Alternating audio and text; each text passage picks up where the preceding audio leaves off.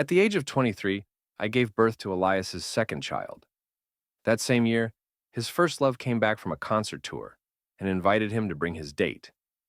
Elias spent around 10 minutes in front of the mirror, deciding on a tie. Just before leaving, he shot me a disdainful look and sneered, "You don't know a thing about concerts. Just stay home with the kids." The suit I had carefully ironed for him never got to be worn. I glanced down at my milk-stained clothes and then at my two kids, who had been crying and screaming at Elias's back the entire time. Suddenly, I couldn't remember why I had fallen in love with him in the first place. I asked Elias for a divorce, but he didn't take me seriously. He pointed at the two children and mockingly questioned, "What's going to happen to them if you leave?" With a flat tone, I replied, "I don't care." Later, when Elias came through the door, a cold wind blew in as he knocked over the trash can, spilling my daughter's diapers onto the floor. The awful smell filled the room, but Elias barely glanced at it before walking by. "Isadora, put your stuff away." On the table sat my 24th birthday cake. I hadn't eaten sweets for 6 months, trying to get back into shape after giving birth. But Elias had forgotten my birthday, choosing instead to go to a concert with his first love. Unable to wait for him, I ate a tiny slice of the cake myself, but left the birthday message for Zadora untouched. Ilias clearly noticed the message when he passed by the table, yet he showed no regret. Instead, he shot me a cold look and eyed me up and down. "Isadora, why are you eating cake when you look like this? It's really strange." After spending the entire day caring for the baby, I felt worn out and haggard, worse than melted butter. The scar from my C-section, a permanent reminder, stretched across my lower belly like a centipede. I bent down to pick up the diaper from the floor, slowly getting ready to wash up. From the guest bedroom, which hadn't been properly closed, I could hear a soft, indulgent voice. It's not unusual for petite women to have trouble finding dresses that fit. Rosalind's seamstresses are excellent. Tomorrow I'll have them make something special for you, little demon. At work, Elias was a man of action, but at home, he barely spoke. I had given him both a son and a daughter, and only when he was pleased did I get a moment of his attention. Suddenly, hearing him speak so tenderly caught me off guard. My heart skipped a beat, and I tried to listen more closely. But just then, the guest bedroom door slammed shut, startling the children awake, and they began crying loudly. A headache hit me, and I held my daughter in one arm while patting my son's back, trying to calm them down, but their cries just wouldn't stop. "Please be good, don't cry. Daddy needs rest. Be good, baby. Mommy's tired, too." But the wails continued. Only when the first light of dawn filtered through the window did they finally fall asleep. After holding them for so long, my arms felt stiff and exhausted, like old puppets. I lay down for a bit before summoning the energy to fetch water from the living room. It was then that I noticed the guest bedroom door was wide open and Elias was long gone. Elias and I had known each other since childhood. Our relationship was more of a business arrangement than anything else. He was 6 and I was 4 when my father introduced me to his father at a banquet.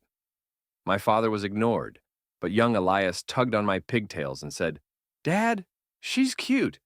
I want to keep her and have her play with me." From that moment, I became marked with the Elias family seal. The party wasn't even over, but my father cheerfully placed me in the Elias family car. The entire way there, he didn't tell me to eat or keep warm in the cold. All he said was, "Your job is to please Elias, Isadora. Build a bond with him or I'll disown you." I spent 15 years in the room next to Elias, shared by my father.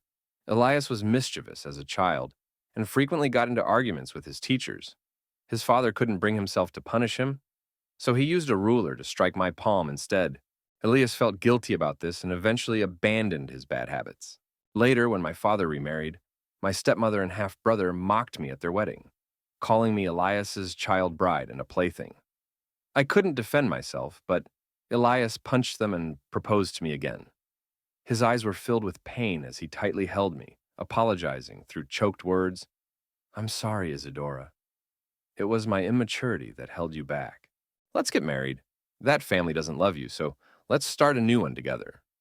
After more than 10 years together, I looked into Elias's clear eyes and agreed without a second thought.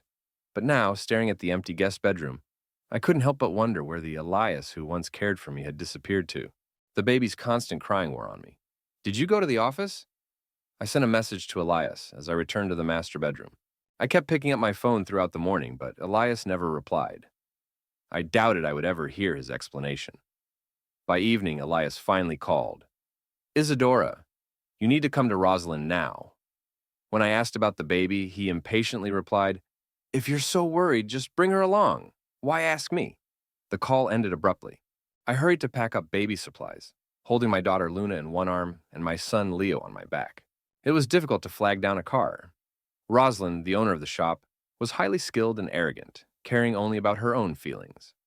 When I arrived, I didn't even have time to greet her before I overheard Serafina's voice from inside. Elias, aren't you afraid Isadora will be upset if you give her wedding dress away? She's as big as a barrel now and can't fit into it anymore. You're thin, so it'll fit you perfectly. Why shouldn't she be upset? It turns out that last night, Elias had promised to give the wedding dress I wore when we got married to his first love, Serafina. I felt like a bucket of ice water had been dumped on me, leaving me so stunned I didn't know how to react. Inside the house, Serafina had wrapped her arms around Elias's waist. So you don't really love her, do you? You still care about me, right? Her voice was teasing, her eyes seductive. Elias looked down at her for a moment before grabbing her chin.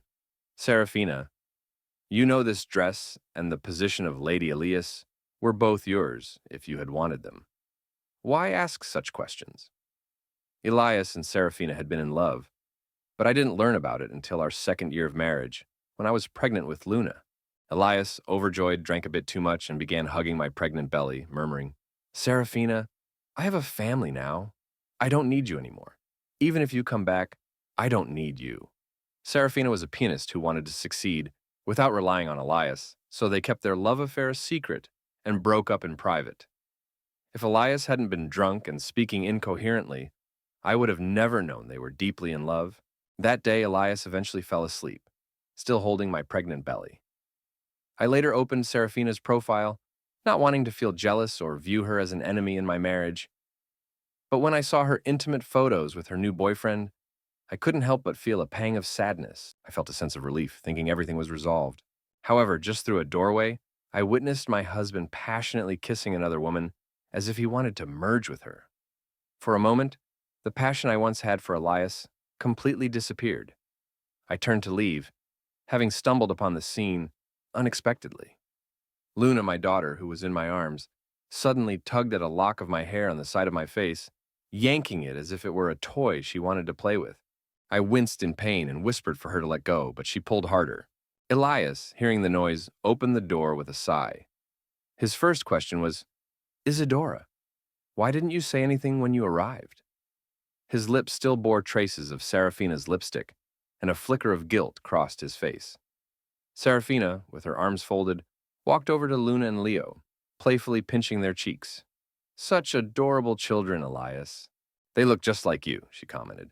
And miraculously, Luna and Leo, who had been restless, quieted down as they gazed at Serafina. Luna released my hair and gently played with Serafina's instead, even smiling at her. It seemed absurd, as though Leo and I had brought them into this world. Yet they behaved more tenderly toward Serafina. She basked in this attention, smugly remarking, Do babies have a preference for beauty? It looks like they're just as appearance-obsessed as you, Elias. Elias ignored the sarcasm in her words, lifting Luna from my arms. Maybe their real mother just doesn't have the patience to bicker with them about everything, he remarked. Standing side by side, Serafina and Elias holding Luna seemed like a picture-perfect family, more so than Elias and I ever did. Surprisingly, I didn't feel the sting I expected. Instead, I handed Leo to Elias, saying, My own mother may be inadequate, so you'll need to be the one to comfort him in the future. I began walking away, but Elias called after me. Isadora, Serafina needs a dress for the performance. Rosalind won't alter it for her. Go talk to her yourself and ask her to adjust it to Serafina's size. Rosalind, the head seamstress, had sewn the wedding dress I wore to marry Elias. The only reason she had done it was because I had rushed her to the hospital after a car accident, unaware of who she was at the time. Ever since, Rosalind treated me like her own daughter, grateful that I had saved her life. Elias might have wronged me, but he had no right to anything Rosalind gave me. Even if my waist were as thick as a barrel, what's mine is mine. I refused outright. Elias was about to insist when his expression suddenly shifted. When did you get here? What did you see? he asked, his voice tense. He didn't want me to leave, and as if by instinct, he grabbed my wrist. I pulled away in disgust, snapping, "Don't touch me! You do it, but you can't admit it. You're a coward." For years after being brought into the Elias family, I had viewed Elias almost like a god and had never dared to defy him. My sudden change in demeanor seemed to hit Elias hard. His face went pale, and he seemed at a loss for words. At that moment, Serafina, carrying a teapot, cried out and spilled hot tea on my dress. "I'm sorry," she said. "I didn't mean to. My hand slipped." My white dress was soaked with brown tea stains. I winced, but Elias rushed over to check on Serafina, grabbing her hand anxiously. "The dress doesn't matter, but are your hands okay? You need to play the piano. You can't injure them," he said, concerned. He placed the babbling Luna on the table to examine Serafina's hand. But the table was too small, and Luna rolled off, falling from a height that could easily hurt a child. My heart froze, and I lunged for Luna, but it was too late. "Isadora, what on earth are you doing? How could you let her fall?" Elias, the cause of it all, glared at me, holding Serafina's hand, as if he had the right to accuse me of not being a good mother or a good wife, just because I didn't meet his expectations. Staring at his face, ugly with arrogance, and at my daughter, who reached for Serafina even after bruising her head, I felt completely drained. "Elias, let's get a divorce," I said. I left Rosalind's and went to a salon, cutting the yellowed ends of my long hair. Afterward, I visited a cosmetics counter and bought several sets of makeup and skincare products. For years, I had avoided makeup, worrying it might affect the quality of my breast milk, but now I didn't care. I relaxed in a bath at a spa, letting nourishing oils soak into my skin. Afterward, I treated myself to dessert and caught the latest movie. I didn't return to the villa until late that night. When I arrived, the lights were on. Elias, who rarely came home before dawn, was sitting on the couch. Upon seeing me, his expression softened as if he had changed. He stood up, opened a cake on the table, and said, "Honey, I bought your favorite mango cake. Try it." He gently pushed me into a chair, noticing my glance toward the children in the crib. He cleared his throat and offered an explanation. "The doctor checked them. They're fine. I was just too anxious earlier." Elias's way of asking for forgiveness hadn't changed since childhood. He wouldn't apologize directly. He'd just stare at you until you forgave him. But this time, I didn't want to comply. "I have no appetite." "You eat it," I said, walking past him without a glance. Elias wasn't ready to give up. He lit candles on the cake and brought it to me. "You don't have to eat the cake, but you can't skip the wish," he said. "Isadora, make a wish. I'll help fulfill it as a way to make it up to you." The flickering candles cast a soft light, and for once there was a hint of vulnerability in Elias's eyes. We had been together for 19 years, and in all that time, I had never set boundaries with him or shown anger. But now, as he tried to use warmth to bring back the person I used to be, I coldly blew out the candles.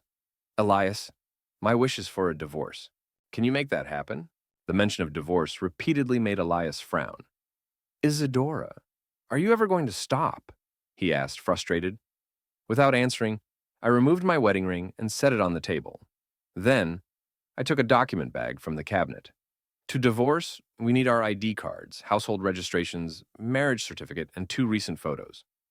I'll contact lawyer Chin tomorrow to draft the agreement. If you have any requests, tell me now. I spoke calmly, but each word carried weight. Elias's face twisted with frustration after I finished speaking. His expression was a mix of confusion and anger. "Isadora, are you really asking for a divorce just because I said a few hurtful things today? Since when have you been so sensitive?" I remained quiet. Elias, trying to keep his emotions in check, poured himself a glass of cold water. "Or maybe it's because you saw me kissing Serafina and now you're jealous. Isadora, that kiss didn't mean anything. I just got caught up in memories and couldn't control myself." He assumed that, for the sake of the kids, I would give in. After a rushed explanation, he tried to slip the diamond ring back onto my finger with a smirk. "Isadora, if you leave me, you'll lose custody. You won't be able to bear being away from the kids, so why make a big deal out of this? All this drama is pointless."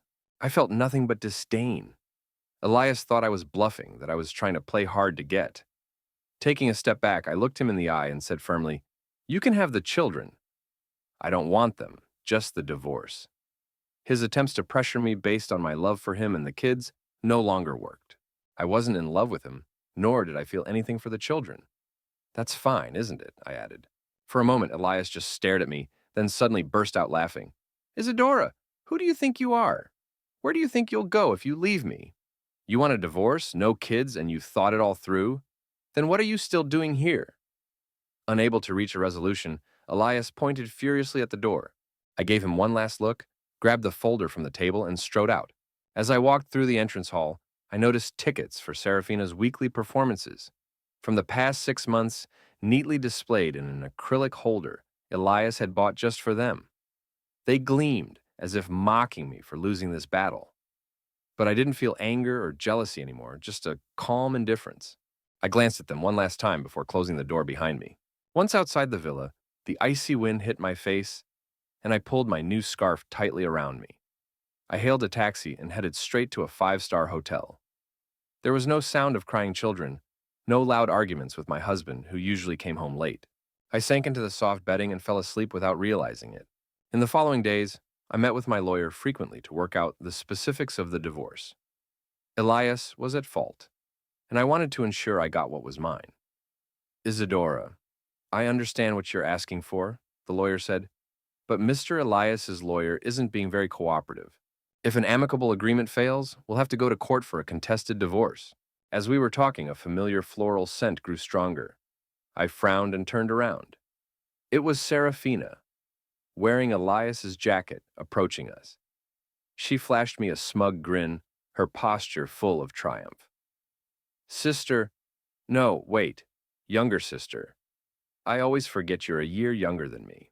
But for some reason, whenever I see you, I just have to call you sister. Isn't that strange? Serafina looked flawless, her hair shiny like silk, her face without a wrinkle. She was subtly mocking my fading appearance, but I felt nothing but confusion. Why had she taken the time to come find me? I've already moved out of Elias's villa. Shouldn't you be moving in by now? Serafina's eyes widened in surprise at my question. Isadora, you're just a stand-in for me. Elias married you because I turned him down. He had you bear his children because I didn't want to ruin my figure. From the start, you were never meant to be Mrs. Elias.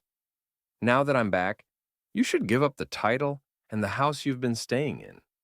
I don't think it suits you. She was desperately trying to prove her place in Elias's life, but to me, it was all just pathetic. Despite being a famous performer, she had reduced herself to the third party in a broken marriage. I couldn't understand what was so special about Elias that she'd stoop this low. When I didn't respond, Serafina took out a photo and held it up to my face. Isadora, Elias and I were intimate. I taught him everything, all the moves, all the tricks. Even your 2 children might have been conceived the way I taught him. You'll never be able to compete with me, so why don't you just let him go? The photo is from 6 months ago, the night Serafina returned from abroad. Luna and Leo had high fevers, and I spent the entire night in the hospital with them, worried sick because their temperatures wouldn't drop. Meanwhile, Elias and Serafina were sharing a romantic evening surrounded by roses and candles. The sight of them together made me feel sick. Serafina, I said coldly, you can keep your trash of a man. I don't care. If you have time to waste bothering me, why don't you go to Elias and demand a divorce? I'm done with him. I snatched her phone, handed it to my lawyer as evidence, and slapped her hard across the face. Serafina, this slap is for your fans. They admired you and you let them down by becoming a homewrecker. Serafina staggered back, unable to believe what had just happened. Before she could react, I slapped her again. This one is for your parents, who raised you better than to flaunt evidence of your affair in front of someone's wife. You've shamed them. Serafina let out a cry, nearly losing her balance. I raised my hand one more time. This slap is for Luna and Leo's friends. When you try to treat them poorly as their stepmother in the future, remember this. Don't even think about it. With that, I turned to leave, but as I did, I bumped into Elias, who had just arrived, his eyes furious. Isadora, what did you mean by what you just said? You don't care about me anymore? His face was twisted with rage. Elias, I've been calm for days, and this is the conclusion I've reached. We're done. Elias, not understanding my pain, still thought I was suffering from some emotional issue. He couldn't see his own faults and instead labeled me as having postpartum depression. It was infuriating. I walked past him, but he grabbed my wrist. Isadora, I'm talking to you. My patience was completely drained. Turning to face him, I slapped him too. Say, Elias, you're Luna and Leo's father. I don't want their friends or classmates to ever know about any of this. I meant what I said about the divorce. If you refuse to cooperate, I'll send all the evidence Serafina gave me to your competitors. From the time I was a child, Elias had always been the one to make mistakes, and I was always the one who paid the price. I struck Elias forcefully across the face. He clutched his jaw in disbelief, and after what felt like an eternity, finally muttered, Isadora, I can't believe you're being this cruel. The Elias family has strong ties and a long history. If the affair between Elias and Serafina comes to light, Elias will face heavy criticism, but the family's reputation will remain intact. To prevent Luna and Leo from suffering the consequences in the future, I must ensure that Elias's image stays protected. However, Elias refuses to sign the divorce papers, and I no longer wish to hear or see anything related to him. So I purchase a plane ticket and head directly to New York City. Cecilia, it's been ages, I mutter to myself as I stand outside the office of my mentor at the New York Film Academy. With a bouquet of lilies in hand and nerves tight across my face, I haven't felt this anxious in a long while. Cecilia, my mentor, only gives me a brief glance, brushes past me, and steps into her office without saying a word. I remember when I first enrolled in the directing program, she proudly held up my film for the whole department to see, declaring I was a rare talent destined for Oscar glory. But everything changed when Elias arrived in New York to see me. He kept me in a hotel for 3 days, and when I wasn't paying attention, he replaced my birth control with vitamins, which led to me becoming pregnant with Luna. I was so young then, completely unsure of whether I was ready to keep the baby. Elias, on the other hand, took control, going straight to the university and applying for a leave of absence on my behalf. Isadora, this is our child, not a stranger's. Are you really prepared to let go of it? Elias's words swayed me, and I gave up on having an abortion. After I gave birth to Luna, 10 months later, my classmates' work was being celebrated at various film festivals. Their passion burned brightly while I, filled with jealousy and desire, found myself trapped in a cycle I couldn't escape. These memories flash before my eyes, and I wipe away the moisture gathering there. Just as I'm about to leave, Cecilia opens the window and calls to me, What are you doing standing there? Come in. I don't need a security guard. Surprised that my mentor is addressing me, I offer her the flowers and prepare to answer her questions. But instead of questioning me, she hands me a script. There's a film crew looking for an assistant director. If you're still interested in the industry, I suggest you apply. I thought she would at least ask why I came back, but she didn't. I spent the entire afternoon reading the script. As I said goodbye to Cecilia later, I hesitantly asked, Do you think it's too late for me to get back on track? Cecilia studied me like a doctor examining a patient and then replied, The abyss you fell into yesterday is just a shallow dip tomorrow. You're still young, Isadora. You can do whatever you want. Her words melted away the heavy cloud of inferiority hanging over me. I bowed deeply to her before heading out with the script, catching a flight to the Rocky Mountains that night. Directing had always been my passion, and for the next several days on set, I buried myself in work, trying to cram as much knowledge as possible into my head. Elias's call interrupted the flow. Isadora! Luna cries every night since you left. Aren't you her mother? Doesn't it break your heart? It was 2 a.m., and the night shoot had just wrapped up. Since things had gone well on set, the lead actor had invited everyone out for a late-night snack. We were eating barbecue when Elias's call came through. The sound of a baby crying pierced the air for a full 30 seconds, but I remained indifferent. Finally, Elias's hoarse voice returned. Isadora, I'll send Serafina abroad, okay? She'll leave and you can come back, and we can be like before. I couldn't help but laugh. How could we ever be like before, Elias? You can't have a peaceful family and still chase other women. Don't call me again unless you're ready to finalize the divorce. I was ready to hang up when Elias's voice, filled with desperation, stopped me. Isadora, you live with me in a luxury penthouse and have an unlimited black card. Everyone calls you Mrs. Elias, and our children will inherit everything. If you want, I can even handle things with Serafina. Why insist on this divorce? Am I really that unforgivable? His voice broke slightly by the end of his sentence. Despite the coldness between us in the past 6 months, there had been sweet moments in our 3 years of marriage. I was reminded of the time Elias sent me a picture of a red burn mark on his hip. It was during my pregnancy with Luna, and I had been craving sugar-coated hawthorn berries. Despite there being no such snack available nearby, Elias had repeatedly tried to make them for me, boiling the syrup again and again without complaining. One time, his hand slipped, spilling the boiling syrup on himself, leaving him scalded. As the young heir to the Elias family, this was the first injury he had ever sustained. At the time, my heart ached for him and I was filled with emotion. But Elias had merely smiled and said, "It's okay. A man's honor is getting hurt for his wife." That was the winter before last. After hanging up the phone, I stepped onto a patch of deep snow in the Rockies, leaving a dent behind. The crunching sound of snow turned me around, and I found myself face to face with the movie's lead actor, Foos. He had been standing behind me, shielding me from the wind. "No, I was just handling some personal business," I said.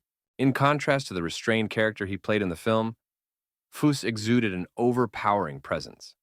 Standing almost 190 centimeters tall, he often looked down at people, his gaze unreadable. I instinctively tried to put some space between us, but ended up stepping back into the snow pit I had just climbed out of. The snow slid into my boot, sending a chill through my leg. Before I could react, Fuss crouched down, removed my boot, and dumped out the snow. "You'll feel better if you empty it," he said. He placed the boot back on my foot and offered, "If you're tired, I can give you a ride back to the hotel." Although I hesitated, he had already pulled the car around, and I had no choice but to get in. On the way back, exhaustion overcame me, and I fell asleep, lulled by the car's comforting scent. When I woke up, my throat was parched, and I reached out for a drink, accidentally touching something warm and firm. A man's soft breathing startled me. I opened my eyes and realized I had touched Foos's chest. "Sorry, I was looking for the glass," I mumbled, my throat dry. Foos explained that I had fainted in his car the day before due to a high fever, and the doctor had been giving me fluids for 2 days. "Are you feeling better?" he asked, noticing the needle marks on my hand. I nodded in embarrassment. "Sorry for causing so much trouble." Foos smiled kindly. "It's no trouble at all. I'm happy to help my idol." His refined features and dignified manner were like works of art, but he said he was a fan of my directorial work, and even pulled out posters of my short films for me to sign. The unexpected admiration made me feel more at ease around him. Once I had recovered, I offered to take Foos to dinner. As we sat enjoying hearty southern cuisine, chatting over large, fragrant plates of food, Elias suddenly appeared like a ghost, his eyelashes dusted with snow. "Isadora, who is this?" His tone was accusatory, as though he had caught me in the act. I remained silent, but Foos, sitting next to me, calmly set down his chopsticks and asked, "Isadora, who is this man? She never mentioned me to you, did she?" Elias scrutinized the handsome face for a few seconds before smirking. "That's right. You don't deserve to know. She's just someone I brought in at the last moment to get on your nerves, isn't she?" he said, dripping with sarcasm, as though trying to imply there was a problem between us, and I was the one who had wronged him first. Unable to restrain myself any longer, I slammed the teacup on the table and sneered. "Elias, who are you talking about? Him or me?" Elias thought Foos was merely a tool I used to provoke him. But didn't he propose to me after being rejected by Serafina? "Isadora, that's not what I meant." Elias finally softened after I pointed it out, setting aside his previous hostility. "I'm just upset that you didn't answer my calls and left me alone with the kids while you went so far away." He complained about how challenging it was with Luna and Leo. I listened indifferently for a moment before pulling my sleeve from Elias's grasp. "Elias, after 3 years of marriage and 56 business trips, why can't you handle it when I leave just once?" He seemed shocked by my cold demeanor, his eyes flickering as he pursed his lips. "Elias's mansion is vast, and he detests outsiders disrupting his life. If I don't cook his meals or tend to his clothes, his world would become chaotic.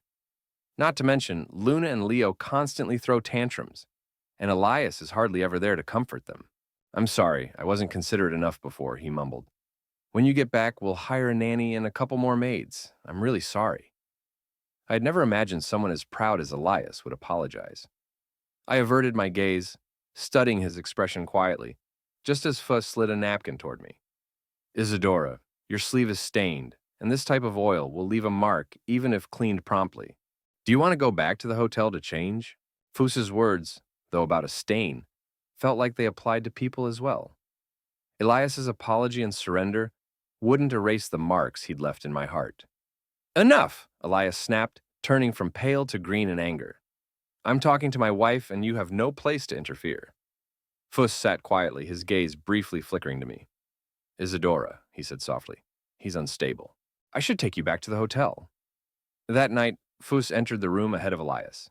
He is attractive, and his presence exudes charm. I'd been ill lately, and he had spent much time at the house. As he followed me in, I didn't stop him. assuming he was retrieving the medicine I'd left behind. But Elias's furious questions startled me. Isadora, what's going on between you and that sleazy guy? When did you meet? What did you promise him? Why is he provoking me? Wait, green tea? I glanced at Fuss, who was preparing medicine for me, thought for a moment, and then laughed. Elias sees everyone as the same because he feels disgusted with himself. Elias, I said deliberately, you know better than anyone how tempting green tea is. If you can't resist, how can you expect me to? After sending the message, the silence from Elias confirmed my suspicions. Seizing the opportunity, I messaged my lawyer to proceed with the divorce. But before she could respond, Fuss handed me a glass of water, mentioning he needed to rise early and sleep soon. Fuss had been caught in the middle of this mess and might become Elias's next target. I gazed at him for a moment before deciding to tell him the truth. Fuss, that man is my husband. We're negotiating a divorce, and he has some misconceptions about you. If he targets you, let me know. Fuss blinked at me, then looked away. What if he didn't misunderstand? He mumbled under his breath. I didn't catch it. What? I asked, but he didn't reply. Then, after a pause, he added, the gentleman Elias, my father, and I collaborate on many things. If you finalize the divorce, I can handle it quickly. Fuss seemed strange that night. Perhaps seeing his idol fail frustrated him, for after saying this, he gave me a tempting look. Isadora, you've already made up your mind to divorce, haven't you? Yes, but… No buts, Fuss interrupted. Cheating once is unforgivable.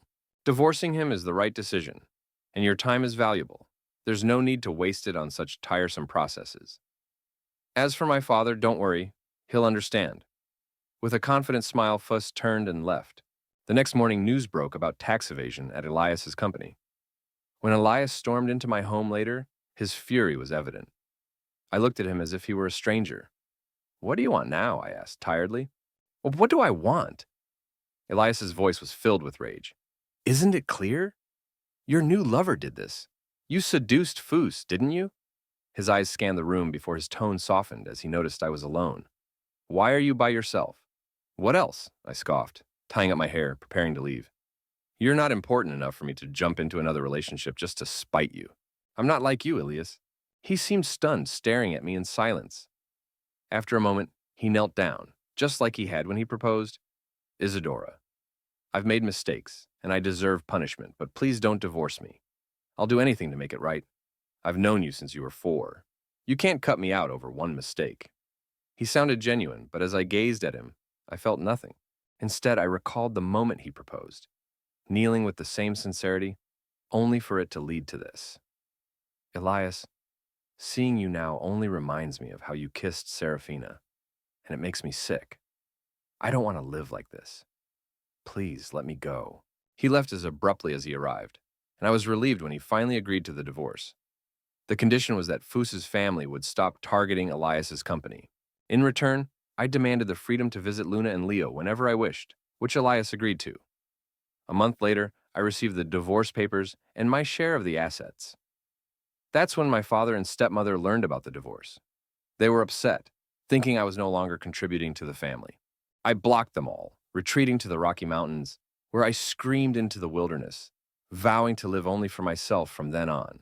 3 months flew by, and after completing one film project with Fuss, I moved on to another. Coincidentally, Fuss was the male lead in the next film too, which brought us even closer. By the end of the year, Fuss was invited to a dinner party, and the trending topic of the night was Foos, the new heartthrob. Curiosity led me to click on the link, revealing Serafina with a foreign man, not Elias. She had interfered in my marriage for career opportunities in theater. Once the photos went public, her fans turned against her, and more evidence of her affairs surfaced, exposing her relationships with over 20 people. She became the subject of public criticism, losing her chance to ever perform again. That evening, as I read the news, my phone wouldn't stop vibrating. Every call ended with Elias leaving a drunken voicemail. Isadora, I'm such a fool. I lost you because of that woman. I didn't bother checking the messages. After finishing the second film, I flew abroad to attend an art school. Over the next 3 years, I traveled between Milan, Los Angeles, and Paris, meeting new people and hearing countless stories. When I finally returned to China, Fuss was still the lead actor in my first production. His persistence to be involved paid off, as his current celebrity status would have made it impossible to offer him a smaller role without facing backlash from his fans. Plus, I owed him a favor. The lead role had been written with him in mind. On the first day of filming, I led the cast in making offerings for a successful shoot. Shortly after, Luna called me with Leo. Their voices were filled with excitement. "Mommy," they shouted. I braced myself, expecting another one of Elias's manipulations. But then I heard Luna's sweet, indistinct voice say, "Mom, Luna hopes you'll be happy." Tears welled up in my eyes, and my throat tightened. Fuss, noticing something was off, leaned in. "What's wrong?" he asked gently. I didn't respond immediately. Over the phone, Luna added, "Mom, Dad isn't good. He bullies you. Uncle Fuss would be a good match for you." Her innocent words made me want to laugh and cry simultaneously. As I looked at Fuss again, I felt my hardened heart begin to thaw. "Fuss," I whispered, "someone just told me we'd be a good match. Do you think we should give it a try?"